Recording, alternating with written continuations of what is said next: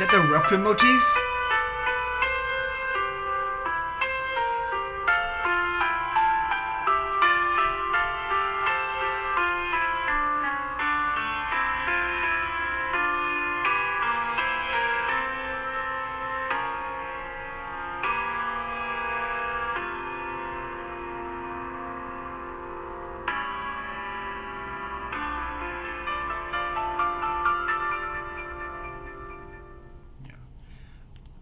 Yeah, I think of all the openings, that one I wanted to talk about Hanako's opening for some reason because I don't think it's my favorite one. I think it's my second favorite one, but Emi's opening was is my favorite because a lot of things happen. But I think Hanako's opening tells you a lot of stuff, about Hanako. I just started Root, obviously, like they start shredding that piano, like you can tell that like Hanako is the most isolated of them all.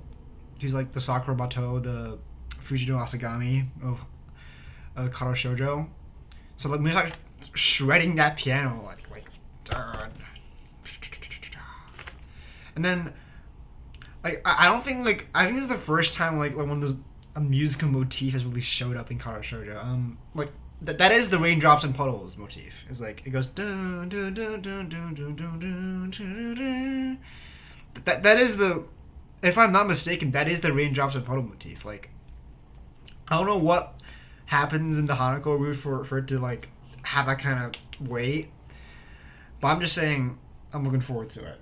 But I also want to make this quick video just to talk about the openings in Karo Shoujo. I think they're great. Like they're the only like animated parts in Karo Shoujo, and you know I read in the blog somewhere that they wanted to add some kind of animation sequences. You know they didn't want voice acting, which is understandable. And I mean these openings like tell you, I almost bit my tongue. Okay, these openings tell you a lot about like the route and honestly a lot about the game too. But look, Emi's opening I like the most. That is my favorite thing about her route. But Emi's opening, the music is 100-meter relay or something. It just really takes you for a journey. It has so many like different parts of it, like the part where Kisao's running and then like you know he can't run, and the part where like he goes out with Emi and plays with her and stuff. It's a real ride. And then I think my second favorite now is Hanako's route. Just from looking at it, just from listening at it, it's great. The first half goes like insane with the piano and it tells you all you need to know about how this route is gonna be. It's like the heavens feel of Katawa Shoujo. That comparison's kind of like, you know, I thought it was fitting, but you know. Also, yeah, it just really sets the mood. And in the opening, I noticed I've only read No Longer Human from Dazai, but I noticed that Sawa was reading The Setting Sun because he's the same Hanzo. It is the same Hanzo on the book. Yeah, he's reading The Setting Sun. So I guess Isawa and Hanako are reading like peak fiction in their meantime, in the spare time. And then and talk about Rin's and Shizune's openings. I think I like Rin's more than Shizune's. Of course I love Rin's route. I think her opening is okay.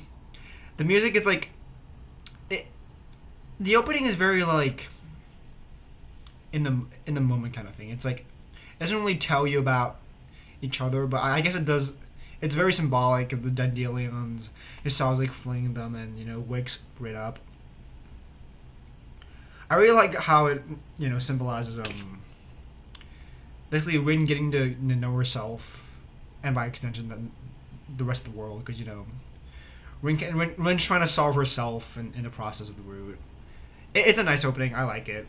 Shizune's opening is like I just think not very noteworthy. Like sorry, Mike, you know, but I think Shizune's opening is like okay.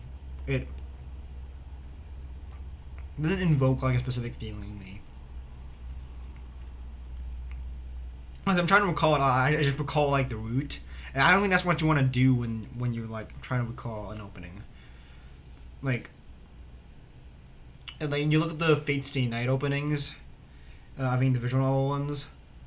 They tell you like the openings like show you like a new like it's animated, right? It's the most animated part of Katawa Shoujo, especially in Fate Stay Night. They show you like these fights that actually like happen in the visual novel form. That's what the openings in Fate Stay Night do. But in Katawa Shoujo, I assume they like do like it's like a summary. It's like a summary of the route. And that's a really awesome thing to put an intro cinematic. I think it'd be absolutely insane to have like outro cinematics, but you get Romance and Andante as your outro theme, so that is completely fine. It's a pretty fire track. It shows uh, like a time lapse of how the route came to fruition. It's a really interesting way to end things. It's like you just finished a journey and now we're showing you Katawa Shoujo's journey. Very nice. What else to talk about? I made this video just for the heck of it. Oh yeah, recently I've been watching the new Hokuto no Ken. I love Hokuto no Ken. I watched the OG anime back when the OG 1980s anime, and it was Hokuto no Ken. Contrary to what anyone else says, I think the new CGI anime is pretty good. It does look pretty wonky, and I feel like Ken's a bit off model, but man, does it really hit the spot as a Hokuto no Ken fan. Oh, we're finally getting like manga accurate adaptation. Again, like there are rough edges that can be refined, but overall the product is like it is really nice to look at when it looks good, when it moves fine. Voice acting is sublime. I really like the music is cool. I wouldn't say better than the original, but it gets you like a pretty iconic new Hokuto no Ken theme. Yeah, it's been so long since I watched the original. So like at this point, like I think watching new anime is basically a new coding experience now. I read the manga obviously, but man, hop on Hokuto no Ken. I don't even watch season anime. I watched Hokuto no Ken because it was out. It is the granddaddy of shonen, and nobody's watching it except 40-year-olds and maybe teenagers like me who are too cool for the other people. But yeah, just want to talk about that. I should go to sleep soon, but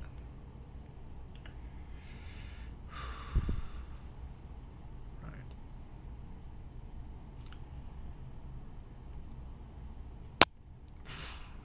I just hit your pressure point. Nome. That makes you go to sleep in less than 2 seconds after I snap my fingers.